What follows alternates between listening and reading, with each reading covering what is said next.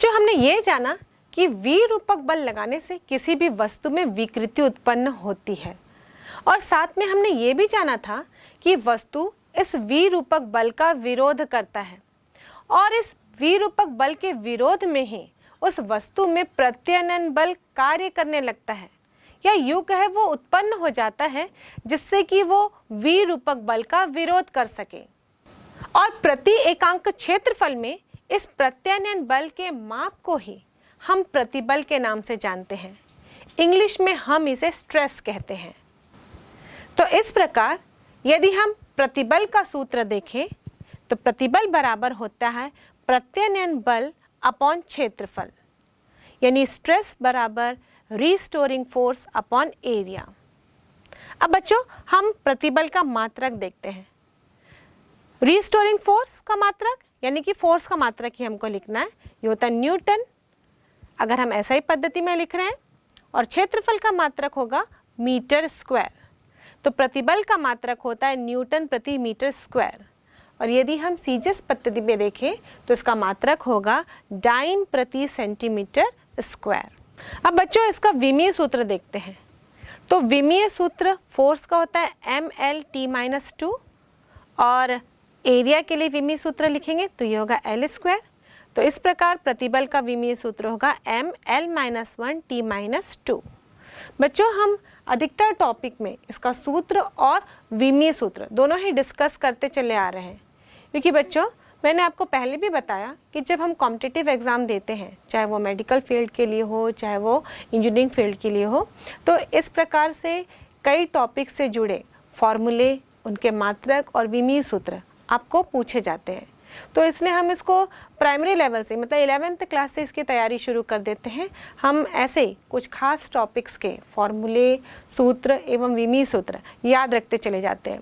बच्चों, यदि हम किसी कॉन्सेप्ट को अच्छे से समझ लें तो उसकी परिभाषा जान लें तो हम आराम से उसका सूत्र लिख सकते हैं और सूत्र के आधार पर ही विमीय सूत्र लिखा जाता है। बच्चों, यहाँ पर यदि हम प्रतिबल का सूत्र देखें तो ये है बल बटे क्षेत्रफल। हालांकि यहाँ जो बल है वो प्रत्यानयन बल है और इसका मात्रक देखें इसी आधार पर तो न्यूटन प्रति मीटर स्क्वायर है, और यह मात्रक एग्जैक्टली दाब के मात्रक जैसा है। और दाब का यदि हम सूत्र देखें तो दाब बराबर भी होता है बल बटे क्षेत्रफल, यानी फोर्स अपॉन एरिया। तो क्या प्रेशर और स्ट्रेस ये दोनों सेम क्वांटिटी है? मात्रक और विमीय सूत्र के अनुसार ये दोनों तो सेम ही लग रहे हैं, लेकिन इन दोनों में फर्क है। क्योंकि यदि हम प्रत्यानयन बल की बात करें तो ये आंतरिक बल है जो किसी वस्तु के अंदर उत्पन्न हो रहा है, ये विरूपक बल के विरोध में उत्पन्न हो रहा है और ये वस्तु का आंतरिक गुण है। जबकि हम दाब की बात करते हैं तो उसमें जो बल लगाया जाता है वो बाहर से लगाया जाता है। तो दाब जो है वो एकांक क्षेत्रफल में बाह्य बल का माप है, जबकि स्ट्रेस यानी कि प्रतिबल ये एकांक क्षेत्रफल में आंतरिक यानी कि प्रत्यानयन बल का माप होता है। तो भले ये दोनों क्वांटिटी फॉर्मूले से, सूत्र से, मात्रक से एक जैसे दिख रहे हो, पर दोनों में फर्क है। अब बच्चों, हम प्रतिबल को डिस्कस कर रहे थे तो उसका विमीय सूत्र और मात्रक देखे, लेकिन जब हम विकृति के बारे में चर्चा कर रहे थे तो हमने विकृति के मात्रक की चर्चा नहीं की। क्या विकृति का कोई मात्रक नहीं होता?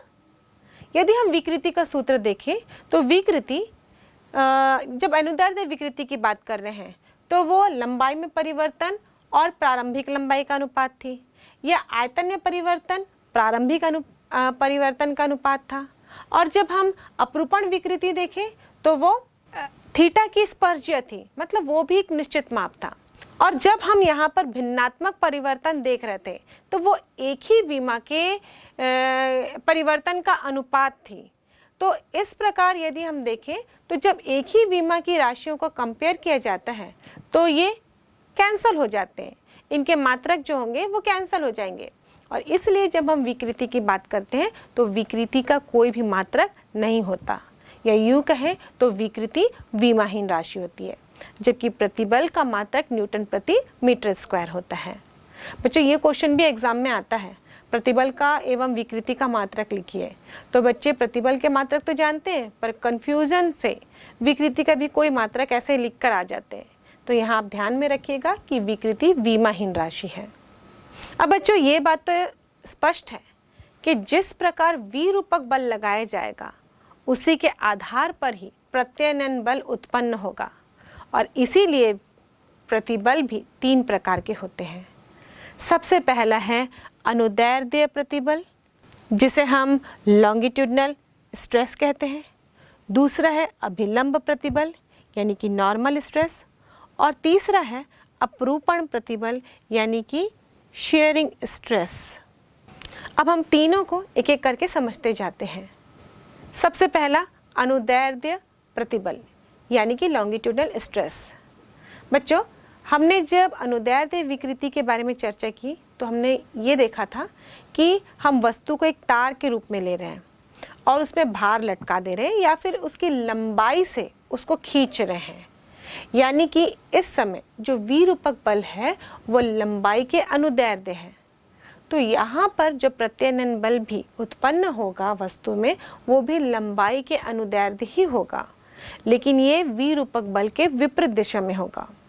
तो इस प्रकार जब किसी वस्तु में अनुदैर्ध्य विकृति उत्पन्न होती है तो उस समय उस विकृति के कारण जो वस्तु में प्रतिबल उत्पन्न हो रहा है उसे हम कहते हैं अनुदैर्ध्य प्रतिबल यानी कि लॉन्गिट्यूडनल स्ट्रेस। और इसलिए यह भी 2 प्रकार का होता है, क्योंकि लंबाई में परिवर्तन 2 रूप से हो सकते हैं, या तो लंबाई में वृद्धि हो या तो लंबाई में कमी हो। जब लंबाई में वृद्धि हो रही है तो उस अनुदैर्ध्य विकृति को हम तनन विकृति कह रहे थे, यानी कि टेंसाइल स्ट्रेन, लेकिन उसके आधार पर जो प्रतिबल उत्पन्न होगा उसे हम कहेंगे तनन प्रतिबल यानी कि टेंसाइल स्ट्रेस।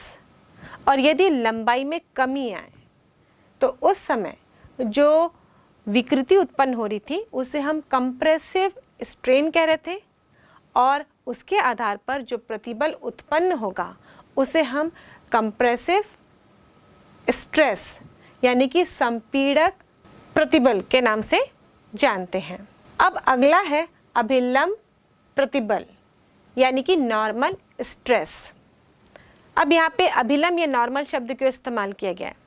बच्चों, हमने देखा था कि जब किसी वस्तु में आयतन विकृति उत्पन्न हो रही है उस समय उस पर लगाया हुआ बल सभी पृष्ठों पर अभिलंब होता है, मतलब लंबवत लगाया जाता है। इसलिए जब इसमें प्रतिबल भी उत्पन्न होगा तो ये पृष्ठों के लंबवत ही उत्पन्न होगा, और इसीलिए जब किसी वस्तु में आयतन विकृति उत्पन्न हो उस कंडीशन में वस्तु के प्रतिबल को हम अभिलंब प्रतिबल कहते हैं। अब बच्चों, हम तीसरी स्थिति देखते हैं। जब हमने किसी वस्तु पर स्पर्श रेखीय रूप से बल लगाया था तो उस वस्तु के आयतन में परिवर्तन नहीं हुआ था, लेकिन आकृति में परिवर्तन हो गया था, और उसे हम अपरूपण विकृति के नाम से जान रहे थे।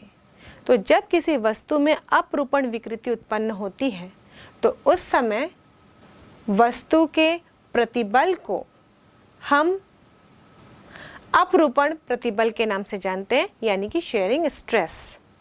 अब इस तीनों बल को समझने के बाद हम इस पर आधारित न्यूमेरिकल क्वेश्चन बनाते हैं। समान लंबाई वाले इस्पात के 2 तारों के व्यास क्रमशः 0.1 मिलीमीटर तथा 0.5 मिलीमीटर है। 5 किलोग्राम का भार आरोपित करने पर उनमें उत्पन्न प्रतिबलों का अनुपात क्या होगा? इस प्रश्न में दिया गया है। इस प्रश्न में दोनों तारों के व्यास दिए गए हैं, तो उनकी त्रिज्या ज्ञात करने के लिए हम उसे 2 से भाग दे देंगे।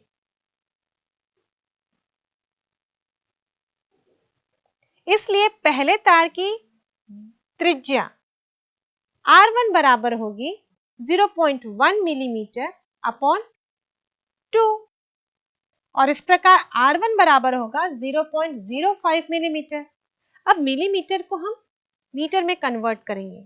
इसके लिए हम 10 to the power -3 से गुणा करेंगे, या यूं कहें 0.05 को 1000 से भाग देंगे, तो ये हो जाएगा 0.05 into 10 to the power -3 metre.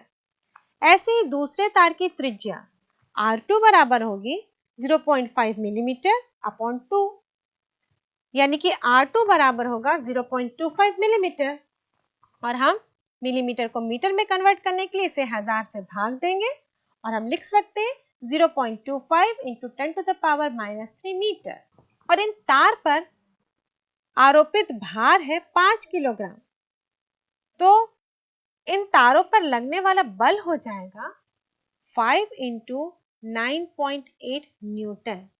हम यहाँ पर किलोग्राम भार को न्यूटन में कन्वर्ट किए हैं और इसीलिए हम 9.8 से गुणा करेंगे। अब सूत्र अनुसार प्रतिबल S बराबर होता है F अपॉन A।